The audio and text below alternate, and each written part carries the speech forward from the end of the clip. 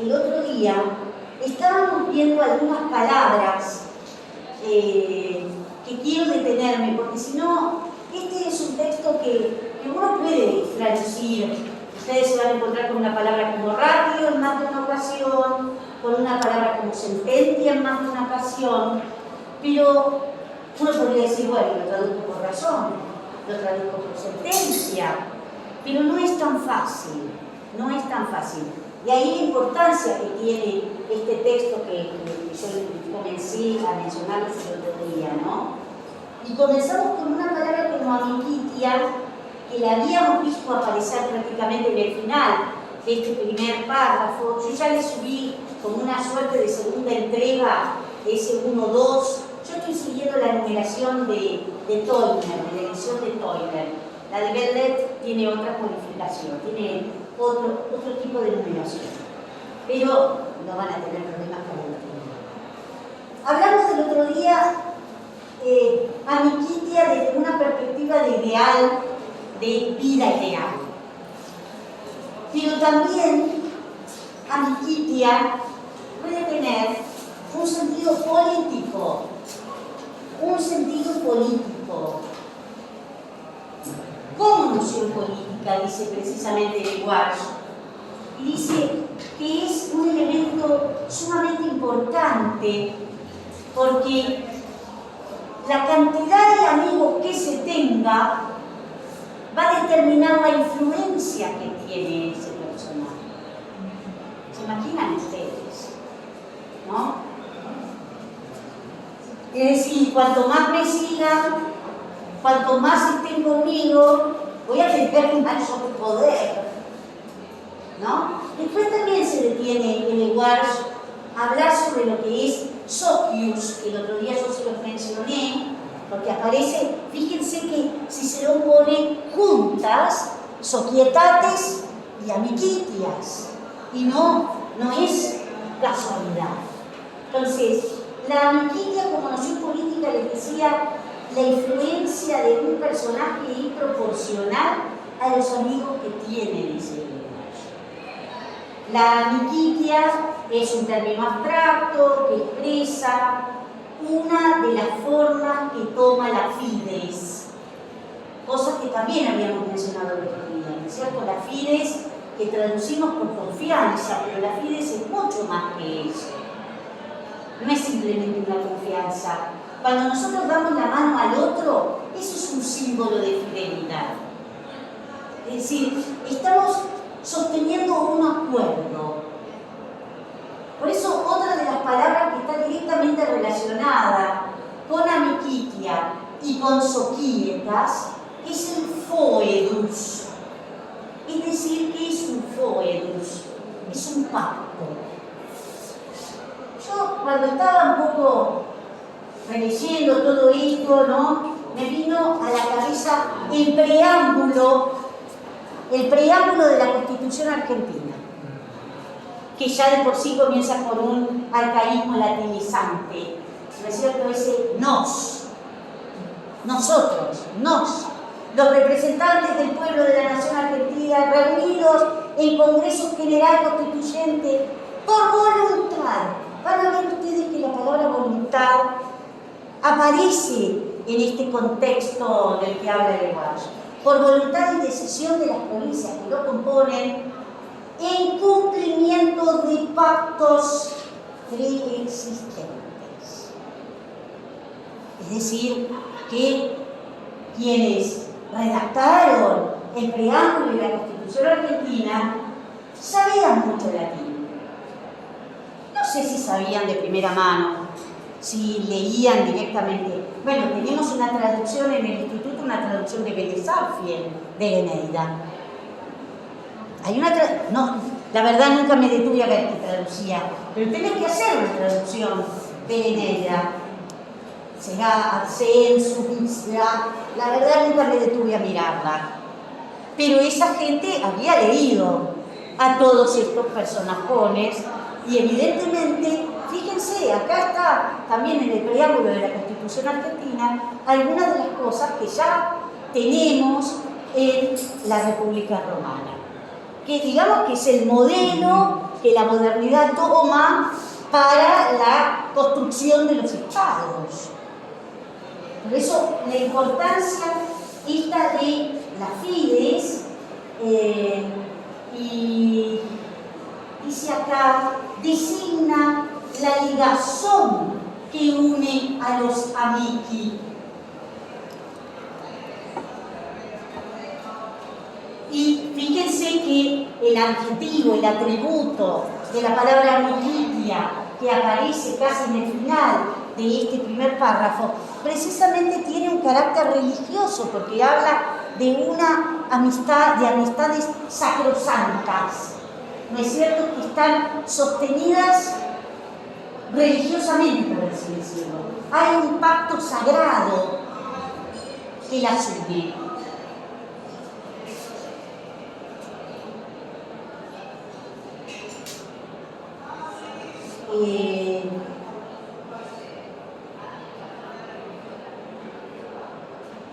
Las Societas, dice Eleguage, está unida, o por lo menos está vecina, a una palabra, miren ustedes, como coniunto. A ver si no me escribí mal, me parece. Coniuntio. Ahí está. Coniuntio. Eso es lo que podríamos hablar de una conjunción, de una unión, ¿no es cierto?, más fuerte. Una conjunción. Él considera que hay autores que estiman esta palabra coniuntio como sinónimo de soquietas. Y esto que yo les decía, obviamente la palabra soquietas nos lleva a socius, y uno piensa inmediatamente en el verbo sequor, ¿no es cierto? Socius, y pensamos transitivamente en el verbo sequor, que es seguir,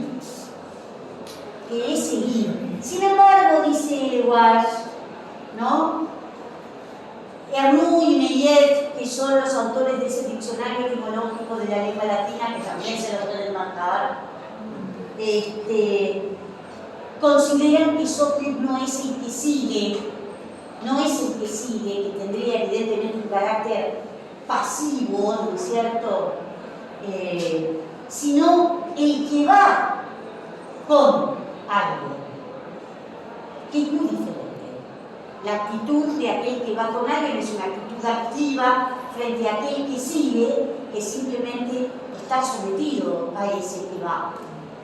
Pensemos, ¿no es cierto?, cuando ustedes leyeron la Eneida, aparece, ¿no es cierto?, muchas veces la palabra soci. ¿Quiénes son? Y nosotros lo traducimos, o por ahí lo encuentran como los compañeros. Por supuesto que la palabra compañero tiene múltiples interpretaciones, pero no podríamos decir los seguidores de Eneas, porque también son sus iguales. También son sus iguales. Por eso es que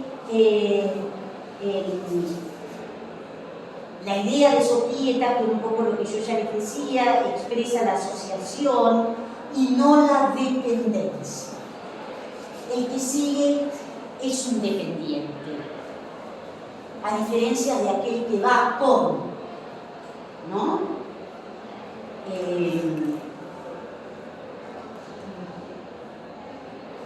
Esto me parece muy interesante. Y acá otra cosa. Por supuesto, dice que en general va acompañado de genitivos, podemos hablar de una sociedad de, ¿no?, sociedad del crimen, societas esqueleris, las societas conciliorum, la sociedad de los acuerdos, ¿no?, de los acuerdos. Y algo que me parece muy interesante de esto es que las societas devienen en una concordia. Esto es sumamente importante, porque Cicerón va a sostener lo que se denomina la concordia ordinum, Esto será uno de los principios políticos que va a intentar defender Cicerón. Piensa, ¿no es cierto?, como modelo de un princeps, ¿no? De una primera cabeza, que es precisamente Pompeyo. Y quién es el que puede lograr conseguir la concordia ordinum, es decir, una concordia entre los distintos grupos políticos, una concordia de los distintos órdenes sociales. Esto resulta, yo diría que fundamental, ¿no? Las societas devienen una concordia, y sobre todo decimos una concordia ordinum, que esa concordia ordinum es la representación de la búsqueda del bien común, del bien común. Es el resultado de un pacto, y acá está la idea del foedus, ¿no? Bueno, esto después lo van a tomar los franceses, ¿no es cierto? No sé, todas las teorías políticas del siglo XVIII se basan precisamente en esto. Un pacto. Societas es una forma de amicitia, encuentra también su fundamento en la fides, dice Elevash. Bueno, vamos a seguir un poquito y cuando aparezca alguna de estas otras palabras, acá tenemos dos palabras sumamente importantes. Después va a aparecer una palabra como ratio y una palabra como sentencia, ¿sí? Y yo traje algunas cositas ahí para señalar. Vamos entonces a continuar un poquito con lo que estábamos haciendo. Habíamos terminado con el primer párrafo. Acá estamos. Vamos a intentar leer.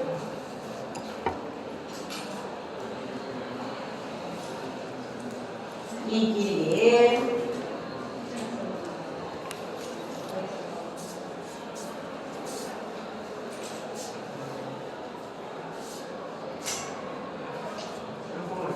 Dale. Dale. Con el barbijo uno no sabe quién es el que está hablando y de dónde proviene la voz. Dice, empezás donde dice ac me. Porque el otro, hasta con paratas habíamos hablado el otro día, ¿no es cierto?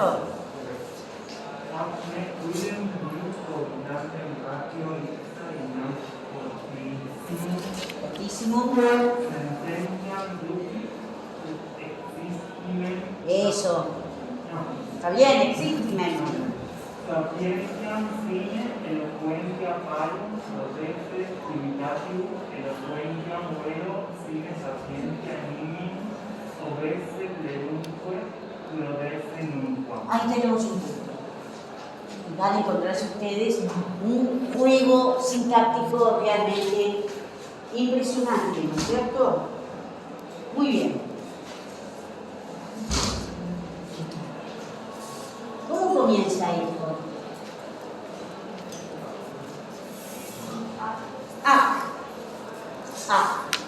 Es decir, ya estamos advirtiendo cómo se producen las conexiones, cómo se coordinan un párrafo con otro párrafo, ¿no es cierto? Ese A es un nexo coordinante copulativo, ¿sí? Vamos a buscar el verbo. Podemos considerarlo como extraoracional, porque en definitiva está uniendo exactamente con lo anterior. Busquemos el verbo. Lo primero que tenemos que hacer, buscar el verbo. El verbo que podemos considerar como principal. Duci. Muy bien, muy bien. Exactamente.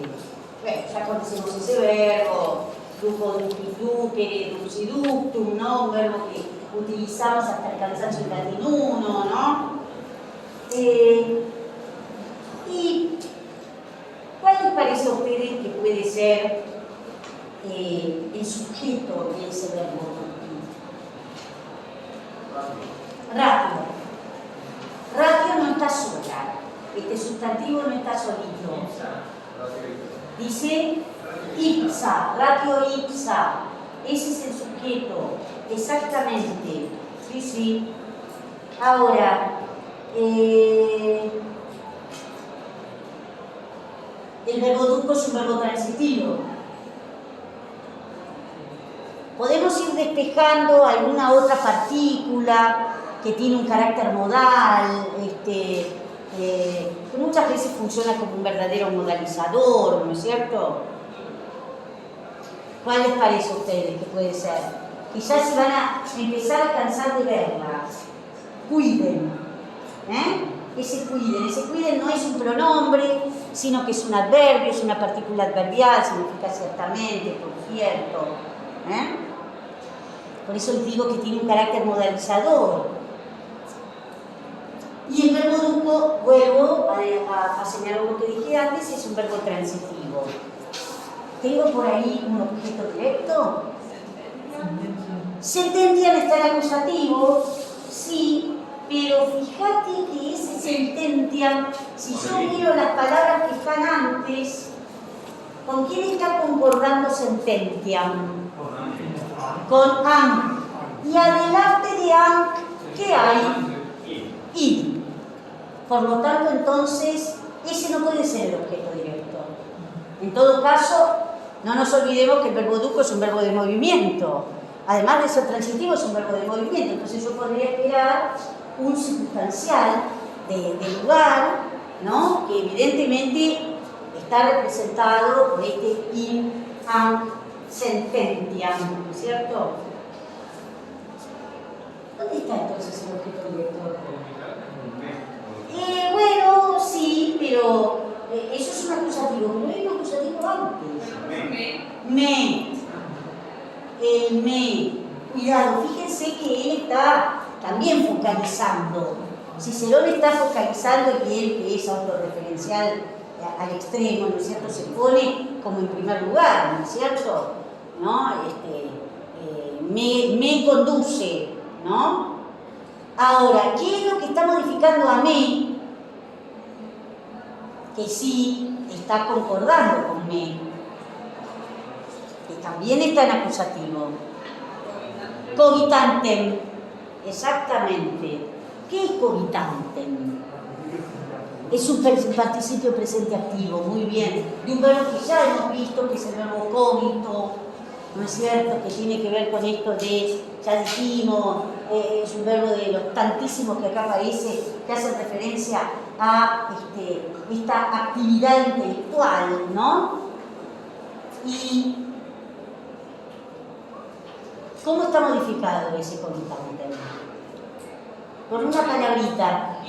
Diu, exactamente. Fíjense que yo les pongo acá, por supuesto lo que ustedes dijeron, el participio presente, y aparece este adverbio diu funcionando como uno de los tantos circunstanciales de tiempo que lo podemos encontrar, que es el quam diu, que es el que indica una circunstancia temporal durante un tiempo, ¿no? Que atraviesa, ¿no es cierto?, un espacio temporal. ¿Sí? Entonces, podemos ir traduciendo para que no lo perdamos. Sí. El cogitante de participio modifica a me. ¿A qué les parece? Podría ser. Lo que pasa es que tenemos que pensar, ¿ese cogitante modifica a duki o modifica solamente a me?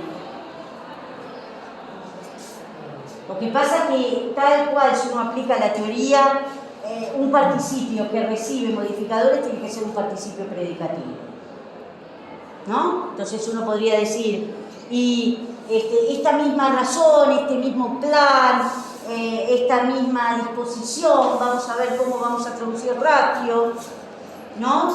Me conduce mientras pensaba, o pienso, perdón, porque está en presente, perdón, al pensar durante un tiempo, pero también podría decir a mí que pensaba, no, que pienso, perdón, estoy traduciendo mal porque se trata de un participio presente y por lo tanto las relaciones de simultaneidad.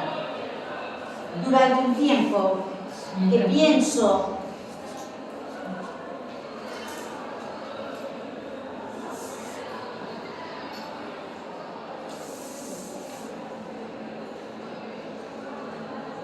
pensando por un tiempo, ¿no? Estamos traduciendo como un predicativo. Me conduce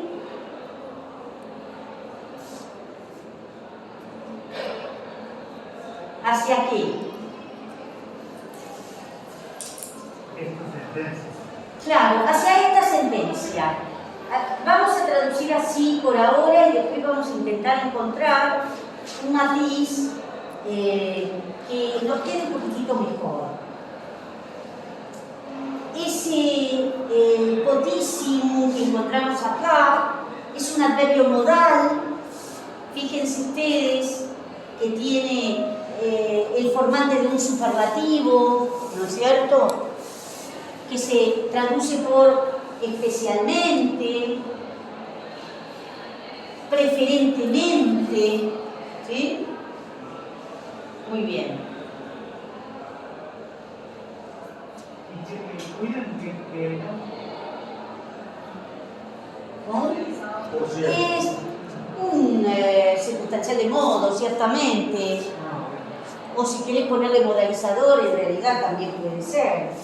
Sí, sí. Bueno.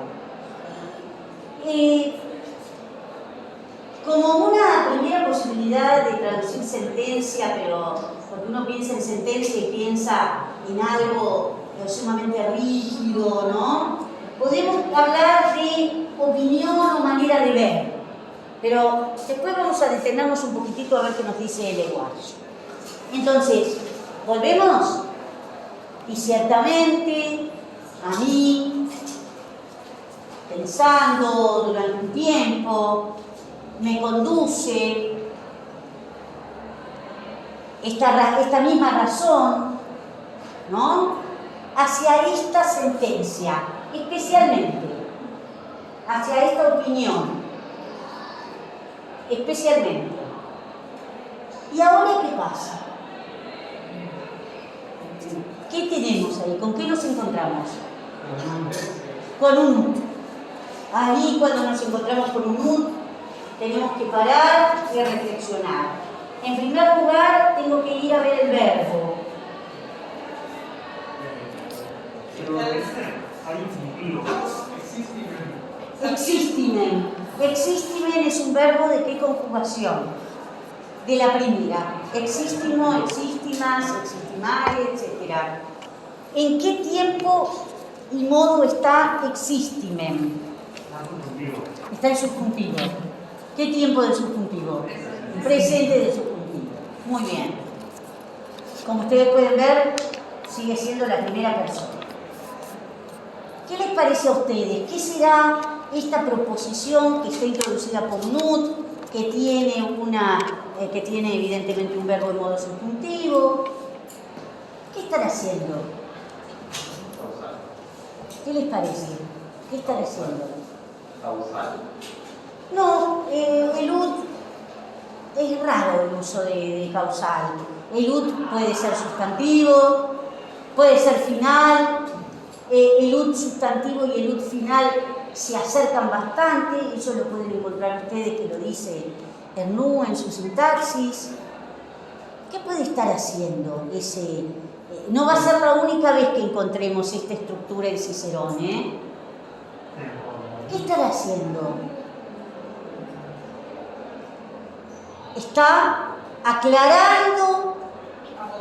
Exactamente. Está aclarando de qué se trata esta sentencia. ¿Estamos de acuerdo? Miren ustedes la construcción en consecuencia. Vamos a escribirlo en el pizarrón. Quiere decir que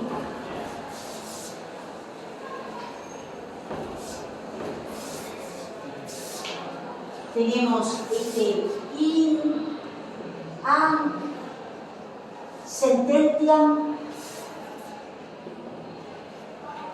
preferentemente, ¿no? Ese potissimum queda fuera, qué sé yo, no sé, si alguno quiere como que ese potissimum pueda a su vez dar un matiz aún mucho más deíctico al am, ¿no? Podría llegar a ser. Y tengo ut existimen. O sea, sí, es parte de circunstancial del lugar. Podría ser. ¿Qué es entonces este circunstancial del lugar? ¿Cómo se llama? Es un quo. Es un quo. Donde advierte un atributo, un núcleo. Y a su vez, dentro comienza esta sustantiva. ¿Sí? ¿Estamos de acuerdo? ¿Estamos de acuerdo? Está aclarando, está especificando de qué tipo de opinión se trata, de qué manera de ver, ¿no? Se trata. La vamos a escribir. Vamos a seguir escribiendo. Se acabó larga. ¿Puedo llegar hasta el punto? Sigue hasta el final de lo que leíste. Sigue hasta el final de lo que leíste. ¿Por qué? Porque este verbo existiman, ¿no es cierto? A partir de este verbo existimen, todo esto es el predicado, ¿no es cierto?, de esa proposición, es el predicado de esta proposición incluida, sustantiva, que funciona como aposición. Llega hasta el final. La vamos a ir cortando de a pedacitos. Pero lo que yo quiero que ustedes adviertan, que un verbo como existimo es un verbo de percepción intelectual. Entonces, ¿qué puedo esperar? Fíjense lo que tenemos después. ¿Qué tenemos después? Tenemos infinitivos, pero no son infinitivos objetivos. ¿Qué son después de existimen? Completivas. Una serie de completivas que llegan hasta el final. Quiere decir que la última palabrita en donde esto termina es nunquam. Todo esto llega hasta nunquam. Y esto es la proposición incluida, sustantiva, que funciona como aposición. Díganme si lo ven o no lo ven. ¿Más o menos? ¿Cómo? Esa posición de sententia. Exactamente. No nos olvidemos que sententia es un sustantivo abstracto. Podemos esperar a partir de un sustantivo abstracto la explicitación de su significación. ¿Cuál es esta manera de ver? ¿Cuál es la opinión? Ahora después vamos a intentar encontrar a ver qué otros matices nos sugiere Le Guage para una palabra como sententia y también como ratio, ¿no? Que no son dos palabras menores. Pero lo importante es que ustedes vean que todo esto, ¿no es cierto?, forma parte de ese predicado que tiene como núcleo aducit. Ese es el verbo que está en modo indicativo. Salvo que se quiera expresar una finalidad desiderativa, dubitativa, imperativa, no vamos a encontrar en muchas ocasiones un subjuntivo como verbo principal. Por eso, cuando ustedes en Latín 2 nosotros procuramos que aprendieran los usos del subjuntivo en oración principal, ahí tuvimos que tener en consideración cuál era la finalidad del emisor. Si es una orden, si es la expresión de un deseo, si es la expresión de una exhortación. ¿Se acuerdan cómo comienza el Carmen V de Catulo? ¿No? Igual, sapia, menos. Es difícil que un subjuntivo aparezca como verbo principal si no hay algún tipo de finalidad. Más allá de la enunciación o de lo estrictamente referencial. Entonces, esto forma parte de un predicado verbal simple cuyo núcleo es tuki y el sujeto es ratio ipsa. ¿Estamos de acuerdo? ¿Sí? Ahora vamos a desandar el camino de esa gigantesca aposición. A ver si ustedes van haciéndolo. Mírenlo. Yo voy a ir haciéndolo también de a poco. Porque ahí hay una serie de juegos de antitéticos que los podemos ver, esas antítesis, a partir de los prefijos verbales y a partir de la aparición de una serie de acusativos adverbiales. ¿Sí? A través de eso, Cicerón plantea un conjunto de antítesis, un conjunto de oposiciones.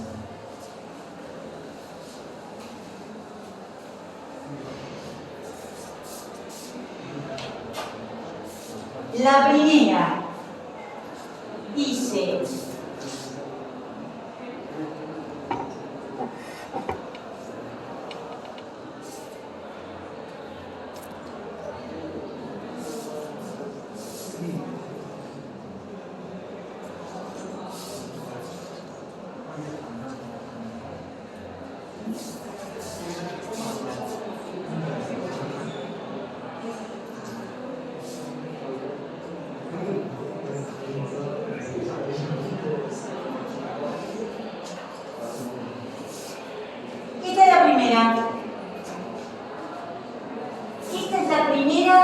de las completivas que dependen de existimen.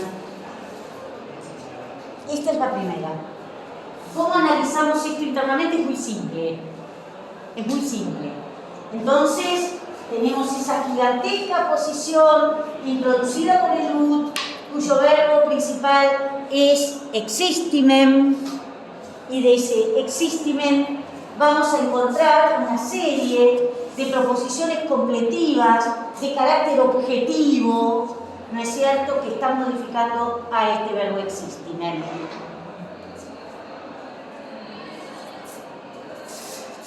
Quiere decir que esto es un gigantesco objeto directo, ¿no es cierto? A su vez, vamos a encontrarnos con que podemos ir desandando distintas estructuras. Sujeto de esta primera completiva. Sapientia. Yo seguiría el camino que dice la doctora Jimena Palazzo, que alguna vez hizo esto. Nosotros estamos acostumbrados, nosotras, estamos acostumbrados a creer que solamente los modificadores de un sustantivo en el sujeto son o bien atributos, o primitivos, o aposiciones. ¿Por qué no pensar que también un complemento construido por una preposición no está modificando a un sustantivo? Porque acá definitivamente ese sine eloquentia no está modificando al infinitivo que va a funcionar como núcleo verbal de esta primera completiva, sino que lo que está queriendo decir Cicerón, que está haciendo un juego de palabras, es que la sabiduría sin la elocuencia no marcha. Entonces quiere decir que yo considero que dentro de este sujeto está qué sé yo, complemento, no sé, como lo quieran llamar, no sé, modificador indirecto, si lo llamaron así, ¿no? Está bien, modificador indirecto. El verbo núcleo en esta primera completiva, prodece. ¿Qué pasa con este verbo? Que en realidad es el infinitivo presente, activo, ¿no es cierto? De un compuesto de sum. Lo que va a hacer Cicerón acá es jugar con los compuestos de sum. ¿Sí? Por lo menos con dos, donde sus prefijos funcionan como antítesis. Uno es pro, ¿sabe lo que significa? No es ¿cómo es? Esta cosa republicana, ¿cómo es? El maravilloso. Sino que significa ser utilado. Ese es el sentido de este prefijo pro.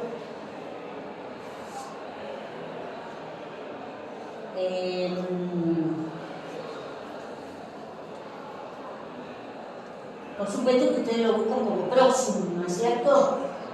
Como prosum. Prosum, prode, prodece, es lo que tenemos acá, profui. ¿Sí? ¿Y qué es lo que está modificando a este infinitivo prodece, que va a ser el núcleo verbal de la primera completiva? Claro. En realidad ustedes no se olviden que en general los compuestos de sum tienen como régimen caso dativo. Salvo que el prefijo también puede indicar un caso ablativo. ¿Sí? Entonces ustedes tienen que tener, eso mírenlo porque el diccionario se los va a dar. Pero en general el uso más frecuente, el régimen, quiero decir, más frecuente de un compuesto de sum es el caso dativo. ¿Sí? Que evidentemente... Pero no entiendo qué definición cumple. Un dativo de interés. Claro. Y lo que vamos a encontrar, van a ver ustedes el juego, y yo después vamos a leer un poquitito todo esto que yo escribí, ¿no? Ahí me pongo en la máquina y empiezo a ver, empiezo a delirar con estas cosas para que después ustedes intenten aprender. Ese paren, que por ahí uno piensa inmediatamente como un adverbio, observen que él viene jugando con estas terminaciones en lo que encontramos tanto como en parum como en nimium, que son acusativos adverbiales. Esto que yo les señalé el otro día, página 28 de la sintaxis por nu, da exactamente los ejemplos de estos acusativos adverbiales. ¿Quieren poner circunstancial de modo? Por supuesto le ponen circunstancial de modo. ¿Qué es eso, en definitiva? O de cantidad, ¿sí?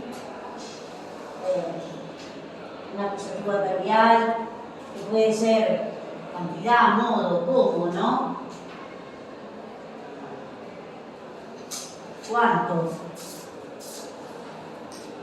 Entonces, lo primero que nos dice es que la sabiduría, estimando que, o hacia esta sentencia, que estime, que yo estimo, que, pero no para no complejizar tanto que resulta muy redundante, yo he visto en traducciones que ponen directamente, dice ut existimen, como estimando, o si no, pensemos en ut simplemente como si fueran dos puntos, ¿no? Ese ut que está, ¿no es cierto?, demostrando la sintaxis. Quizás si Cicerón fuera un escritor más antiguo no hubiera puesto el ut, hubiera utilizado la parataxis, ¿no? Es decir, la ausencia de ese incluyente podría ser un buen ejemplo de parataxis. ¿Saben lo que es la parataxis? La ausencia del subordinante. No, verbos de temer lo tenés, después aparece, pero ese es arcaicamente, ¿no es cierto? Claro, pero acá en la traducción yo he visto que lo ponen como estimando que, pero yo después lo pensé, no utilicemos el gerundio, porque si no va a parecer que esto es, no sé, un participio o algo así por el estilo. Entonces pensemos hacia esta sentencia, dos puntos. Estimo que, la sabiduría sin la elocuencia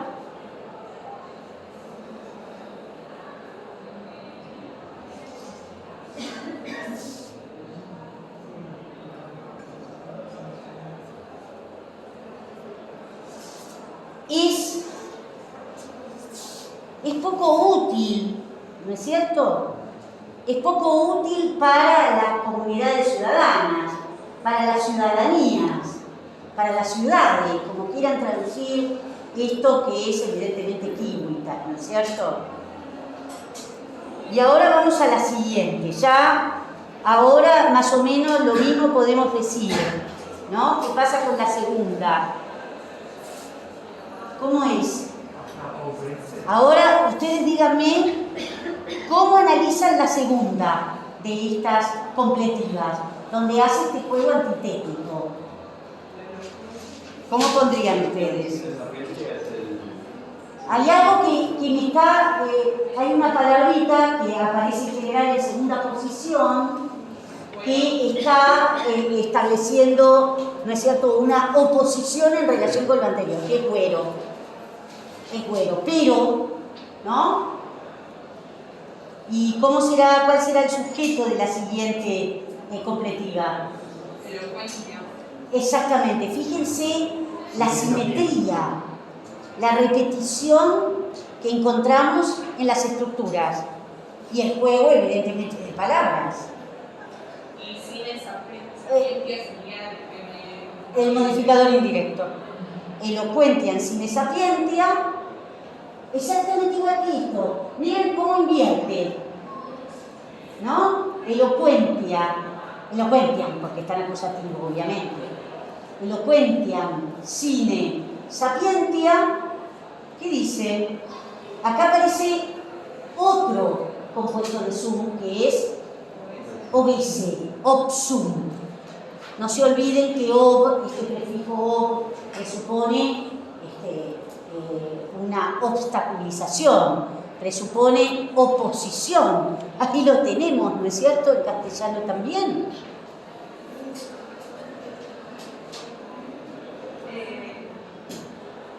Nimium, plerum. Esperate un poquitito. Sí.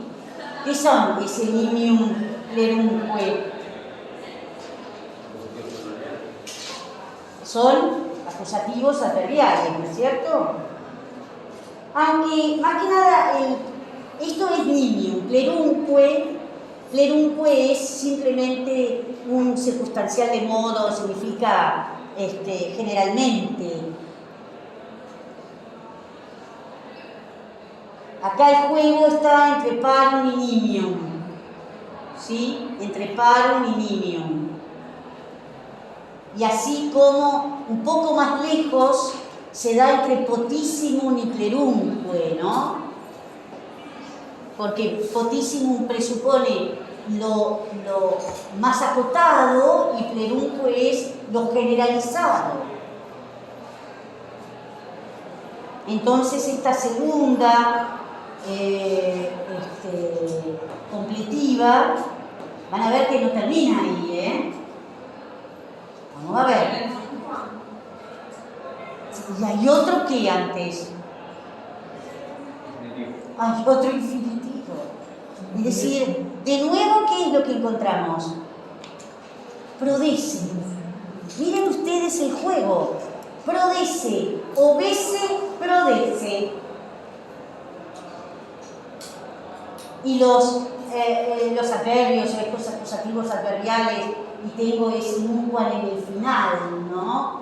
Ese es, sí, evidentemente un adverbio. Esto de parum nimium nunquam. Entonces, la segunda dice, la elocuencia sin la sabiduría, en verdad, o pero, ¿no? Ustedes lo tienen que poner antes, es generalmente perjudicial. Útil o nunca. No es útil nunca. Quiere decir que esta segunda completiva tiene dos núcleos verbales. La segunda completiva tiene dos núcleos verbales. Uno es obese y el otro es prodece. Cada uno de esos infinitivos recibe un adverbio, si quieren, ¿no? Ernoud dice que ese nimium es un acusativo adverbial. Por ahí lo buscan en algún otro diccionario y les va a aparecer como adverbio, obvio. ¿Sí? ¿No me puede repetir una canción? ¿Cómo no? Vamos a repetir todo. ¿Sí? Y ciertamente, esta misma razón, ahora después vamos a buscar a ver si podemos cambiarle, porque cuando uno piensa en razón, podría ser un razonamiento, ¿sí? Este mismo razonamiento me parece que puede funcionar. Y este mismo razonamiento, ciertamente, me conduce, pensándolo durante un tiempo. ¿Me están siguiendo? ¿Están siguiendo las palabras? ¿Voy de nuevo? Y ciertamente este mismo razonamiento, en realidad podríamos decir, sí, está bien, la cuestión de dónde va ubicado el otro día lo estaba buscando en la sintaxis de baños, que también se la pueden bajar, está en español, esa la pueden bajar, sintaxis del latín clásico. Está coordinada por baños. Él la coordina, no escribe él, ¿no? Hay un conjunto de especialistas que escribe los distintos temas. Y hablaba sobre, me acuerdo que esto también lo decían nuestros profesores, el problema de la posición de este pronombre reflexivo que es el ipsum, ¿no?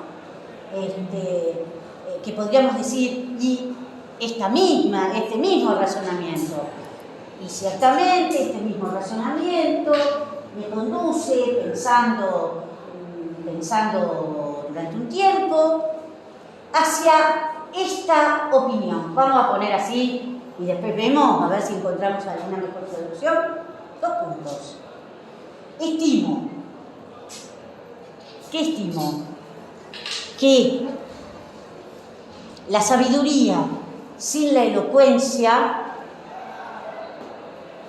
es útil en poco para las ciudades, para las comunidades ciudadanas, para la ciudadanía, ¿no es cierto? No nos olvidemos que tenemos la palabra urbs, urbis y tenemos civitas, civitatis, ¿no es cierto? Donde ¿Cómo? Claro, obviamente, claro. ¿No? Es decir, acá está estimando que no es una cuestión meramente territorial, estamos hablando del conjunto de los ciudadanos, que no es un dato menor. Entonces, que la sabiduría sin la elocuencia es útil en poco para las comunidades ciudadanas, pero la elocuencia sin la sabiduría es perjudicial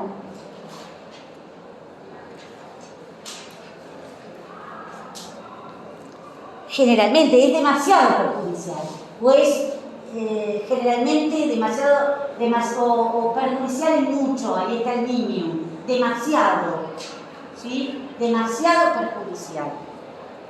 Sí, no, demasiado, excesivamente, ¿no?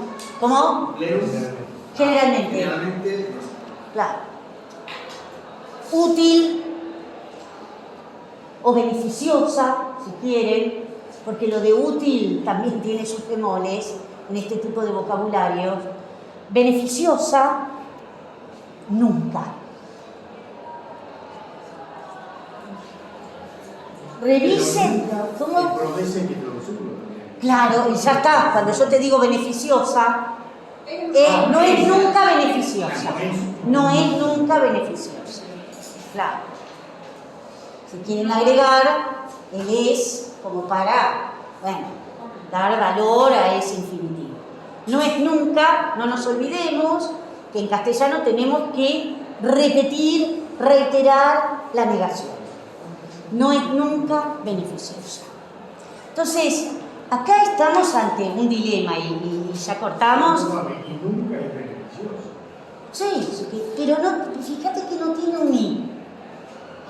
Sí, No tiene un i. después. No. Porque ¿Dónde después está? más grande después. Espera. No, pero es todo plerunque. Vos lo encontrás plerunque. Es una palabrita en sí misma. No es un coenclínico. No. Que miren ustedes. Acá yo se los puse, ¿ven? UT introduce una proposición sustantiva de carácter apositivo que explica de qué se trata esta sentencia.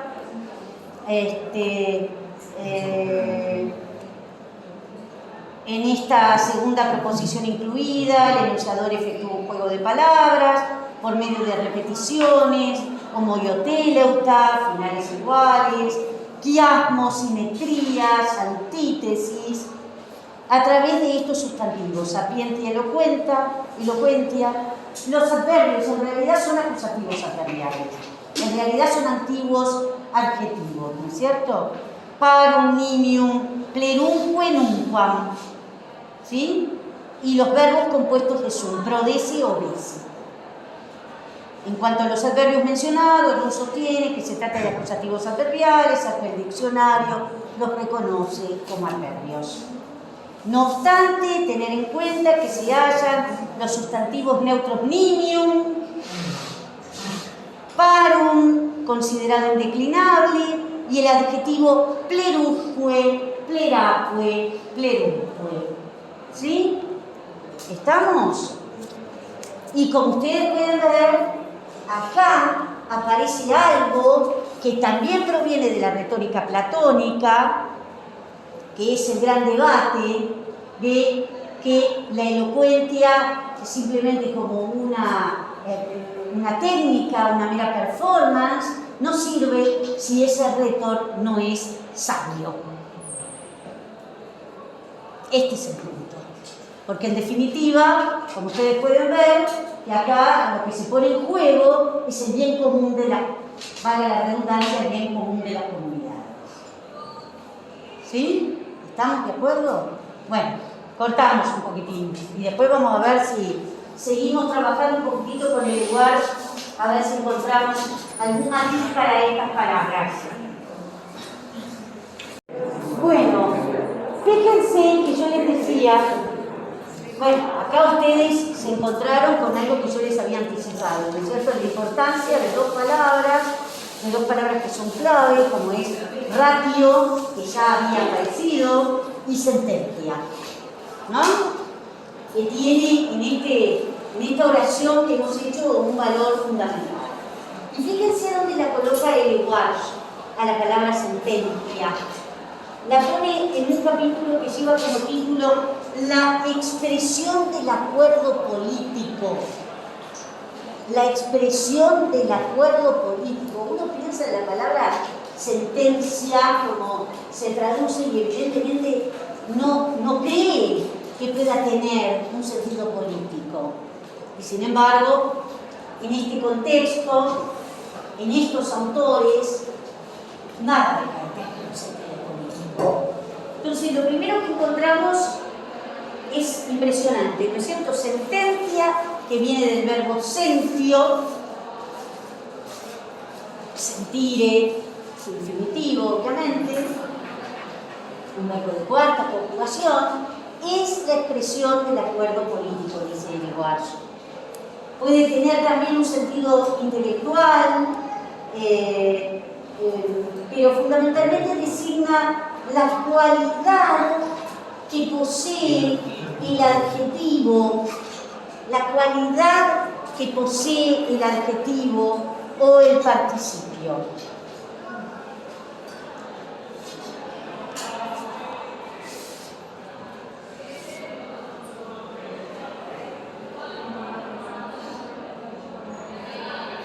Fíjense lo que dice en un momento el autor.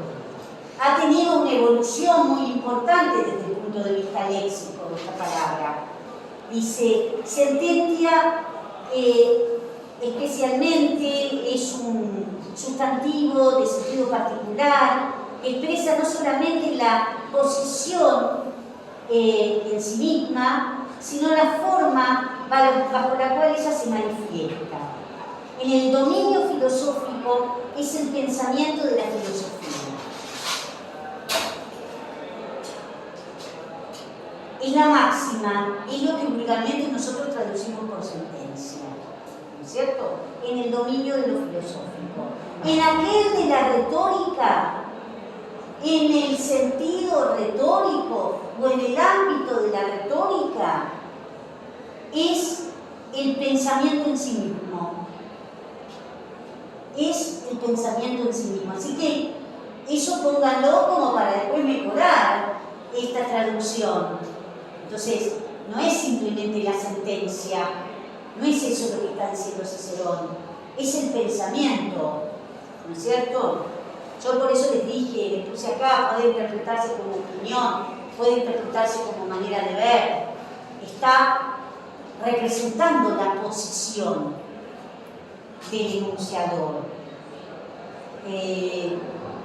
Es en el sentido de la retórica, el pensamiento en sí mismo, pero es también la forma por medio de la cual se expresa ese pensamiento. Es la forma por medio de la cual se expresa ese pensamiento. Es decir, es la frase, es el período. Miren ustedes qué interesante. Por un lado, el sentido filosófico, que es el que vulgarmente nosotros traducimos sentencia, máxima, ¿no? Por otro lado, el sentido retórico, que llega hasta ser la idea misma de la frase y del período. Y en el dominio político, en un sentido técnico, dice Lewars,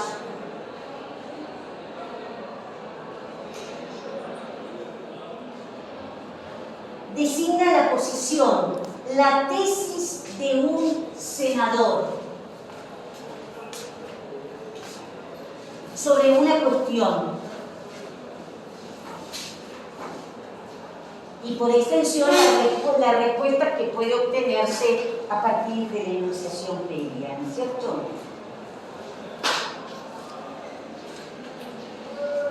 Es muy importante la palabra sentencia, como ustedes pueden ver.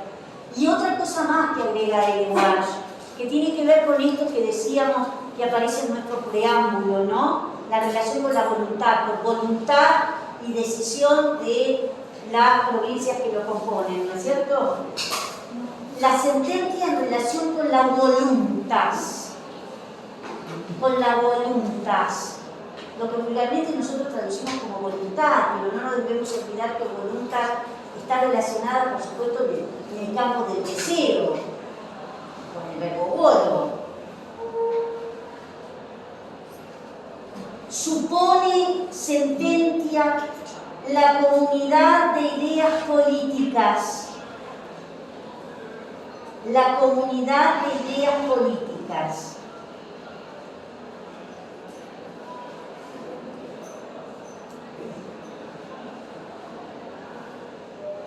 Y más que relacionado con el verbo sentio,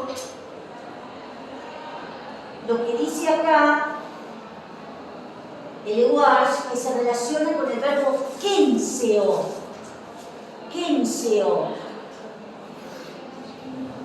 que es de características religiosas y jurídicas y que se emplea en la enunciación solemne y de manera prescriptiva. Quiere decir que sentencia, como ustedes pueden ver, tiene tres dominios. Un dominio filosófico, que es el que vulgarmente nosotros conocemos, que traducimos sentencia o máxima. Precepto, un sentido retórico que nos lleva a esta idea de período, qué sé yo, de la misma, como dice acá el Lewars, la frase, ¿no? Y por otro lado un sentido político que expresa la posición, por ejemplo, que defiende un senador y cuál es la respuesta que puede obtener en la deliberación por parte de otro. el verbo que expresa, dice Eleguars, el sentido de sententia, más que el verbo sentio, es el verbo kenseo, que tiene un carácter jurídico y un carácter religioso, ¿sí? Y de allí también que deviene su solemnidad y prescripción. Sapientia, gente, y seguimos. Cuando Sí. decís el pensamiento en sí mismo, es el pensamiento de en sí mismo, o sea, el pensamiento de alguien. Sí, por supuesto, pero es la expresión de ese pensamiento, ¿no es cierto? Claro, no como tal el pensamiento. No. A pesar de que sentencia es una palabra de sentido abstracto, ¿cierto? Y acá lo hemos comprobado. Lo hemos comprobado sintácticamente. Cómo necesita explicitar ese sentido abstracto a través de esta acumulación de proposiciones, ¿no es cierto? Ahí lo vemos. Sapientia, gente. Y seguimos después analizando. Por supuesto, sapientia es la cualidad del sapiens, del sabio. Ya en un poquitito más abajo va a aparecer la idea del varón sabio y magnánimo, que funciona algo así como que tiene, por así decirlo, una función misional en el rescate de estos hombres que están en un estado bestial. Esto es muy importante desde el punto de vista político, porque se imaginan ustedes cómo podemos leer eso, ¿no? La necesidad de contar con un líder, ¿no? Que es el que es casi mesiánico, podríamos decir, ¿no? Casi mesiánico. Después veremos cómo lo opone Lucrecio a eso. Entonces, sapientia es la cualidad del sapiens. A primera vista, como ustedes pueden ver, tanto sententia como sapientia, Eleguars lo pone como en un mismo nivel. ¿Sí? Trabaja ambas palabras juntas. Dice, a primera vista, sententia es el acto del que siente. Sapientia marca la actitud del sapiens. Sententia marca la posición del que siente. Particularmente el sentido técnico es el de tesis introducida por un senador que se vale de ese juicio de sentencia para llevar adelante su opinión. Entonces, pone en cercanía tanto a la sentencia como a la sapientia. Y hace también este juego, ¿no? El propio Eleguars, de que sentencia es aquel que siente, y después se les dice de eso, así como la sapientia es la cualidad propia del sabio. ¿Sí?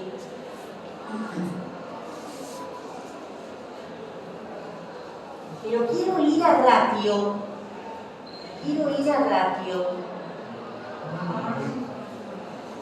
Otra cosa más con respecto a sapientia, ojo, muy importante, ¿dónde lo coloca sapientia?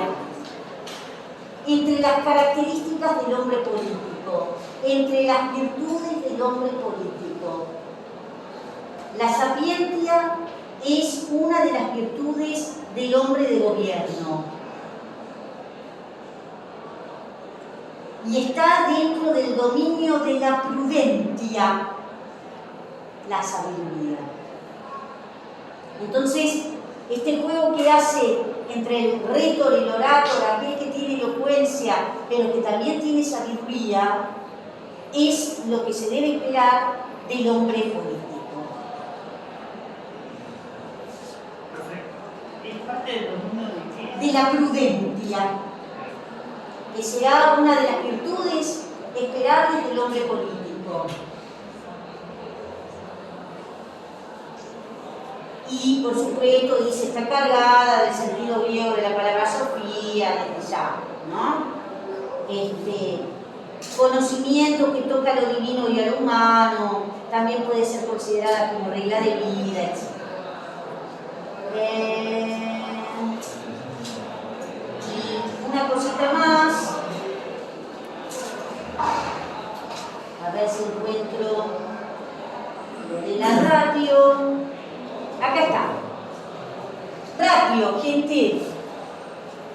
Dice el Walsh, pertenece a la lengua matemática. Claro, ¿no? Ustedes cuando estudiaban claro, ahora qué sé yo, no sé, para mí hace demasiado tiempo que quedó eso, pero se habla de razón, ¿no? En matemática también. La razón. Claro que sí. ¿Y qué les dijo Vivi?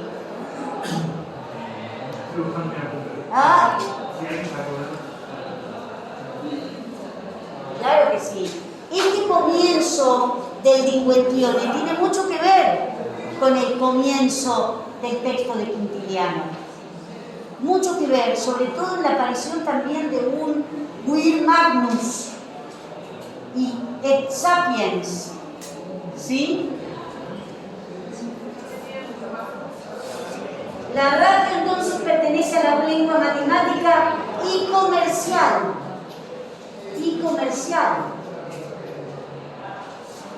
Y está directamente relacionada con ese hiperónimo tan romano que es la res. Tiene que ver con la idea de hacer cuentas. Eso es la ratio. ¿No es cierto? ¿Cómo? Claro que sí.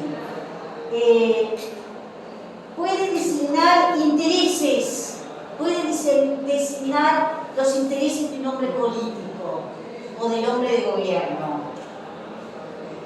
Y en consecuencia la política de ese personaje. Puede tomar el sentido de política, de palabras como política, conducta, eso es la ratio. O actitud política. En singular se relaciona con la sentencia. ¿Qué es lo que nos acaba de decir Cicerón? Es esa misma ratio lo que los lleva a esa sentencia. ¿Estamos de acuerdo? Se relaciona porque la ratio lleva a la sentencia. La ratio lo lleva a la sentencia. Exactamente.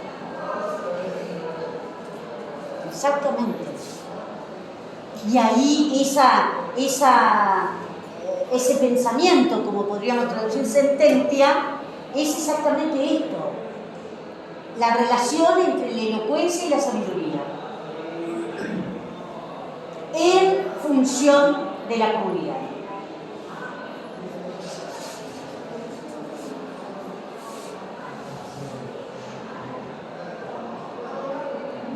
Es muy impactante, ¿eh? Bien, vamos a seguir. A ver con qué nos encontramos.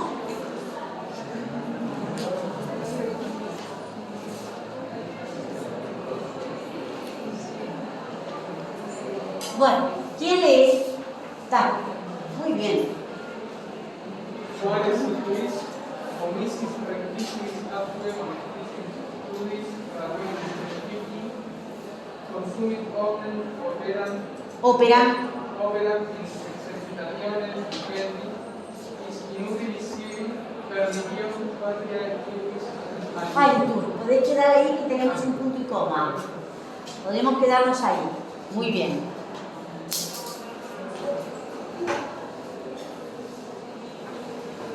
Primera palabrita de ese cuadro. Ustedes van al diccionario y se van a encontrar con varias cosas. En primer lugar, por ahí hasta pueden ver que aparece separada, ¿no? Sobre todo cuando tiene un valor interrogativo.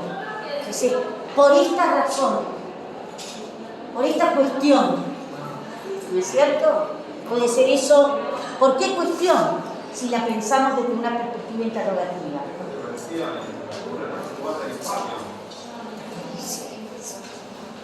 Sabés las veces que la vas a ver aparecer y sobre todo en posición inicial. Es importante lo que ustedes se van a encontrar acá. Hemos parado en un punto y coma y tras ese punto y coma hay un qui. No nos olvidemos qué sucede con los pronombres relativos tras puntuación fuerte. Por supuesto que uno dice vulgarmente puntuación fuerte. En la antigüedad no había signos de puntuación, los signos de puntuación aparecen mucho tiempo después, en época imperial, en época tardía. Pero evidentemente esa puntuación fuerte está directamente relacionada con los límites de las ideas y de las escrituras. Acá este cuare, que aparece junto, está tras puntuación fuerte, y ustedes lo van a buscar en el diccionario, y algo que yo le puse acá, dice, uno de los valores de esta partícula de origen pronominal, porque viene qua, re, ¿no es cierto? Ahí ese qua, si está separado, funciona como atributo de re, ¿eh? No se olviden de eso. Eso es muy importante tenerlo en cuenta. Entonces, uno de los valores de esta partícula de origen pronominal es la función de un mero coordinante hilativo.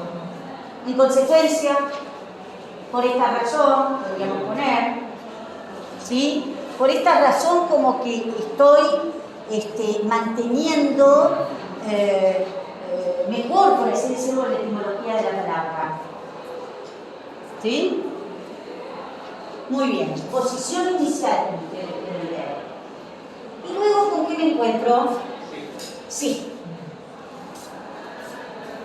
Evidentemente, ese cuare es también coordinante oracional, ¿no? Está directamente relacionado con lo anterior. ¿Y qué empezará en sí? Una condicional. Una condicional. Fíjense que no depende de ningún verbo. ¿Se acuerdan que habíamos visto en el comienzo del texto la aparición de un sí? Pero teníamos en el comienzo del comienzo del texto, quiero decir, el verbo cogitavi. Entonces, a partir de un verbo de percepción intelectual, puedo pensar en una proposición. Y el sí es una conjunción de carácter interrogativo indirecto. Pero en sí, comenzando, como ustedes pueden ver, el período de esta oración, entonces estamos ante un subordinante condicional. ¿Estamos de acuerdo? Como siempre les digo, vayan a las fichas del año pasado, ahí tienen un cuadrito sobre las condicionales. Recuerden que las condicionales conforme a la consecutio de los tiempos verbales, pero más que nada la consecutio, el modo y la relación entre esos tiempos y modos verbales. Podemos hablar de un periodo real, un periodo potencial, un periodo irreal. ¿Estamos? El año pasado vimos un poquito esto, cuando en el Carmen 51 de Catulo aparece en el comienzo, ¿no? Si faces, dice, si es lícito, ¿no? Ahí es donde yo expliqué brevemente, aunque más no sea, qué pasa con un periodo condicional. Que por supuesto, en ese caso, en Catulo es un periodo condicional real, porque el verbo está en modo indicativo. Y acá, ¿cuál será el verbo en modo? El verbo quiere decir, no cualquier cosa, les iba a decir cuál era el verbo de esta proposición. Consumir. Claro que sí. Muy bien. Quiere decir que estamos ante un periodo condicional real. Intenten ustedes buscar el verbo de la otra parte del periodo. A ver si lo encuentran. Omisis, no. Tienen que seguir más abajo. ¿Cómo? No.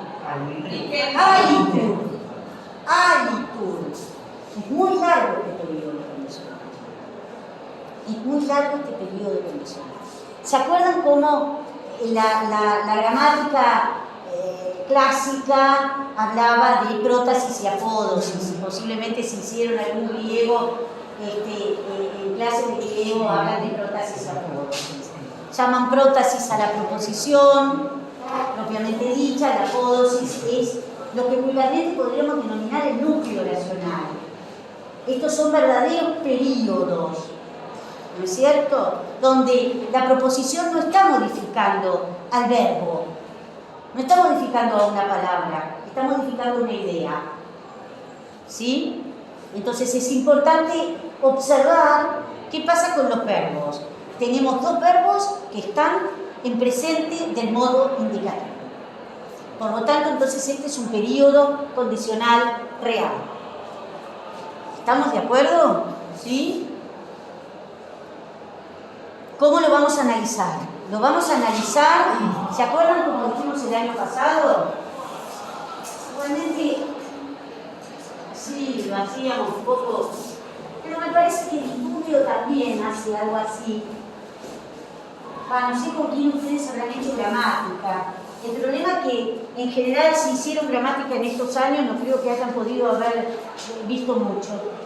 No, igual el estudio no es yo cursé virtual y gramática con San Mateo. ¿Cómo? Yo cursé virtual y gramática con San Mateo y me hicieron leer Itulio.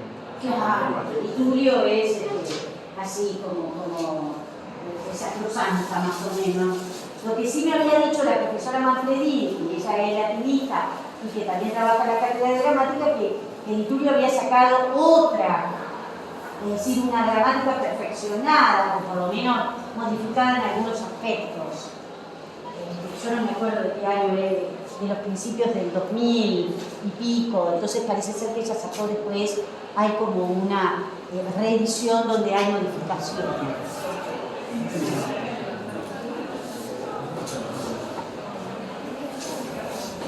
Lo que sí podemos decir que esta proposición, lo voy a poner así,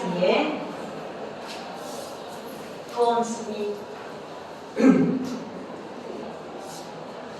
Esta es la proposición, ¿sí? Una proposición incluida, o subordinada, condicional. ¿Quieren ponerle real? Le ponen real. ¿Cuál es la función? Eso es lo que él porque aprendió conmigo hace no sé cuánto tiempo. Y yo era el que vengo sosteniendo esto de que es un modificador del núcleo oracional. ¿Por qué? Porque está modificando no una palabra, sino que está modificando al resto de la oración, que va a ser el núcleo de esa oración. ¿Sí? Esto es un modificador del núcleo oracional. Siempre que tenga condicional. Y no solamente una condicional. Podés encontrarte otros tipos de periodos. Por ejemplo, el causal también puede ser un periodo. Aún en castellano. Llevo el paraguas porque llueve. Si vos analizás eso en castellano, ¿qué te pasa ahí? ¿Tengo una parte principal y una parte que está subordinada a una palabra o a más de una palabra? ¿Qué te parece? A más de una palabra. ¿No? Tenemos lo que suelen llamarse las 4C, ¿no? ¿Cuáles son las 4C? Como yo les digo, las condicionales, concesivas, causales y consecutivas. Las 4C que en general nunca se llegan a ver. No las llegas a ver ni en la escuela secundaria, ni acá, y tenés que arreglártela solo con tu alma. ¿Sí? Las solemos dar en latín y en griego, eso. Las solemos dar en latín y en griego. Modificador del núcleo racional. El resto dice is algo. ¿Sí? Esto será, acá tengo un punto y coma, el núcleo oracional. ¿Estamos? Y hombre, Para. Tranca. Todo está dentro. Claro, yo te puse consumir, pero todo eso sigue. En realidad, la condicional, perdón, está bien lo que dice la compañera, termina en dipendi. Yo lo que pasa es que puse el acento en los verbos para que ustedes adviertan la relación entre ambos y que estamos ante un periodo condicional real.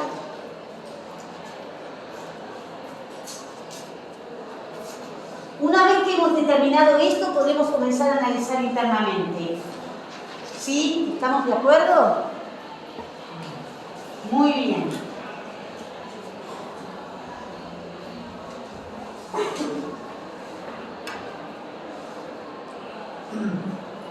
Ya sabemos cuál es el núcleo verbal de la proposición condicional.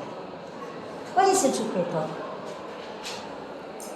¿Qué pregunta,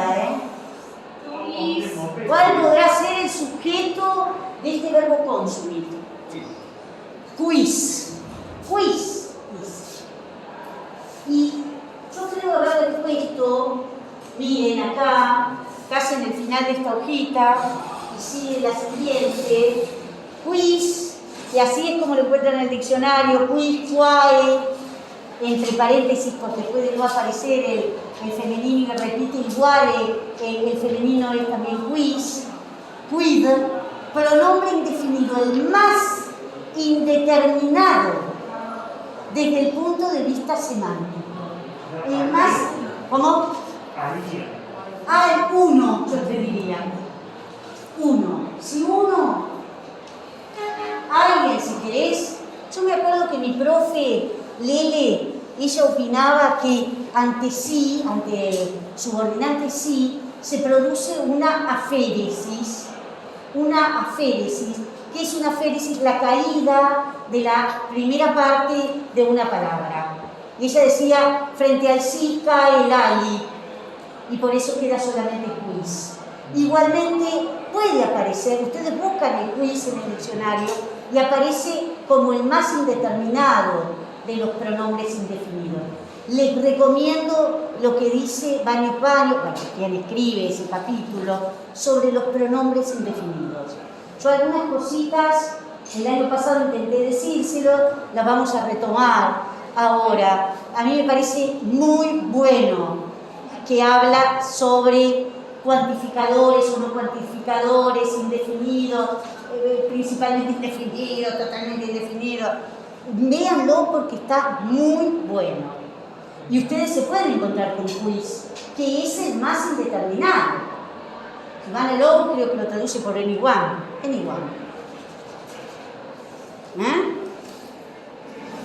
Muy bien. Entonces, quiz es el sujeto, el más indeterminado. ¿Y con qué me encuentro después? Dice, omisis, rectissimis, aprionestissimis, studis, rationis, et officii.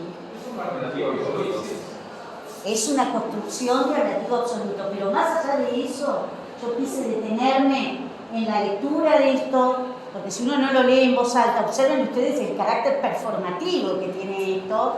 Evidentemente esto está pensado también para la oralidad, a pesar de que esto es un tratado retórico, ¿no? Pero observen ustedes todos los finales iguales que tienen ustedes ahí.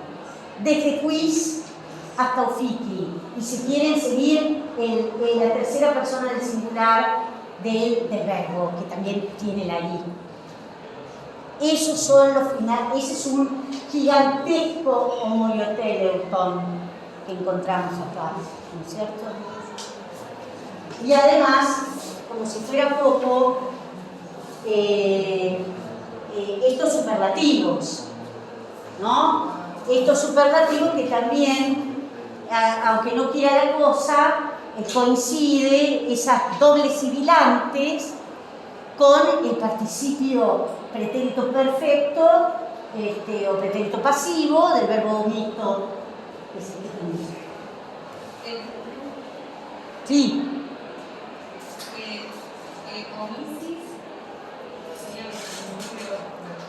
Quiere decir que ustedes se encuentran con quiz, que es el sujeto dentro de esa condicional. ¿Sí? Y ahí, ¿qué tengo que hacer? Tengo que hacer un corte. ¿Por qué? Porque una construcción de relativo absoluto es una construcción, claro, la ponen entre cocheo, lago, entre barras, qué sé yo, porque es autónoma. ¿No es cierto?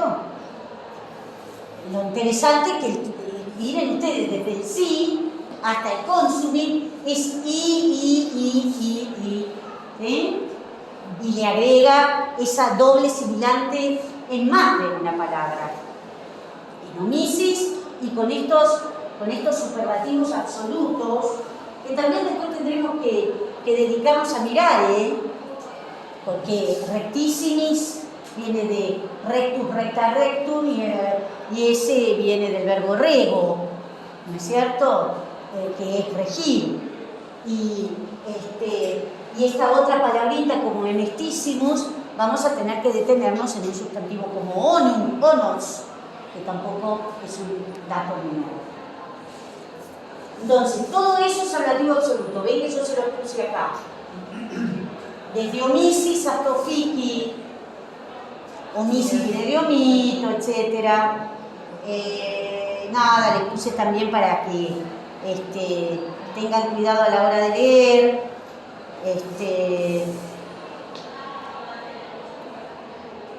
Observar los finales iguales, que también lo hemos dicho, ¿no?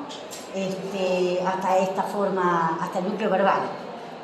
Bueno, vamos a analizar el ablativo absoluto. Es muy simple, no hay mucho secreto en este ablativo absoluto. El participio, ¿cómo lo analizarán? Núcleo del predicado, ¿no es cierto? Me acuerdo que también todo un debate, poner predicado verbal, predicado verboidal, pongámosle predicado y se acabó. Omisis solito el predicado de esta construcción de ablativo absoluto. ¿Sí? ¿Estamos de acuerdo? ¿Tenían alguna duda, chicos, allá? El resto es el sujeto del ablativo absoluto. ¿Cuál es el núcleo? Si es que hay un solo núcleo. Estudis. ¿Cómo? No. No, porque dice rationis et offici. ¿En qué caso está rationis et offici? Genitivo. Cuidado con estos sustantivos que tienen ese apéndice, como el caso de officium, ¿no? Que ustedes van a ver en el diccionario que pueden aparecer dos ies o una sola i. La primera i, por ejemplo, en el old aparece marcada entre paréntesis, quiere decir que en un momento determinado de la lengua desaparece, ¿no? Pero ahí están las dos ies. Acá hay un solo núcleo del sujeto de este ablativo absoluto que es estudis. Está modificado por dos genitivos. Dos palabras que no son tampoco un moco de pavo, porque son nada más ni nada menos que ratio nuevamente y officium, que no la hemos analizado, pero que tiene que ver, que se habla de la obligación, del deber, ¿no? Ya nos vamos a detener un poquitito acerca de esa palabra. Como ustedes pueden ver, cada palabra en que nos tenemos, cada palabra que encontramos hay que detenerse. Y es así como ustedes tienen que pensar sus investigaciones, no solamente en latín, en cualquier otra asignatura. ¿Sí? El método filológico es esto, ¿no es cierto? El trabajo como si fuera el labor limae. ¿Se acuerdan del labor limae? ¿No es cierto? Es pasarle la piedra pómex. Las veces que uno vuelve una y otra vez sobre una palabra, a ver qué es lo que queda mejor. Uno dice, pincha, pelota, que son esta gente. Pero eso es lo que da cierta rectitud en el producto de nuestra especialidad, que no tiene que ser para pocos. No tiene que ser para pocos. No es para pocos. Eso de que buenos pero pocos, no. Esto se hace en el día a día. ¿Sí? Entonces, este es un aprendizaje, no tienen por qué hacer clásicas. Pero lo que sí tienen que tener es método. Para hacer lo que quieran, para bailar salsa también. ¿Está claro? Piénsenlo de esa manera. ¿Qué más tenemos acá? ¿Cómo? ¿Los críticos serían solamente especificativos o Podrían tener algún matiz, no me olvido que ese sustantivo estudium viene del verbo como es estudio, ¿no es cierto? Afán de. Aunque yo creo que el sustantivo tiene cierto carácter abstracto, ¿no? Que uno podría pensar que son especificativos. Y por supuesto tienen dos atributos. El verbo quedó en el medio y como decía la compañera, ¿qué pasa con el resto? Modifica este verbo y ahí nos vamos a quedar pensando dar más. Ya está. Mirando el techo, mirando afuera, me rasco la espalda, a ver, ¿qué hago también? A ver, miro para abajo. Yo me acuerdo que yo hice ballet mucho tiempo en mi vida. Me acuerdo que tenía una maestra terrible. Se había vuelto un poco gordita, había tenido que luchar contra ese físico, era bellísima, pero había tenido que luchar con ese físico terriblemente, matándose de hambre. Pero cuando abandonó el ballet, bueno, que suele suceder mucho en los bailarines. Si no estás o tenés un físico muy cuidado, y ella no la puedo olvidar nunca en mi vida. Nos mataba, ¿no?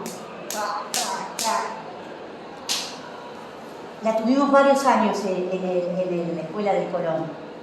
Y Estela una vez me vio que yo miré el reloj. Yo no sé cómo no me mató. Definitivamente. Peor, creo que me tuvo ahí lo que se llama la clase de ballet es la barra y el centro, ¿no? O sea, creo que el centro nos mató, me mató para que no mirara el reloj nunca más en mi vida. No lo voy a olvidar más, nunca más. Pero uno la amaba. ¿Qué pasa con lo que modifica y nos terminamos? Vamos, vos que dijiste, ¿qué hago con el resto? Mira cómo cerró. Falta más de 5 minutos. Yo ahora estoy mirando el reloj. Soy yo la dueña del reloj. Ópera. Y entonces, ¿qué será? Objeto directo. ¿Y lo que sigue? Exercitazione di che? Di un ubi figurado, ¿no es cierto?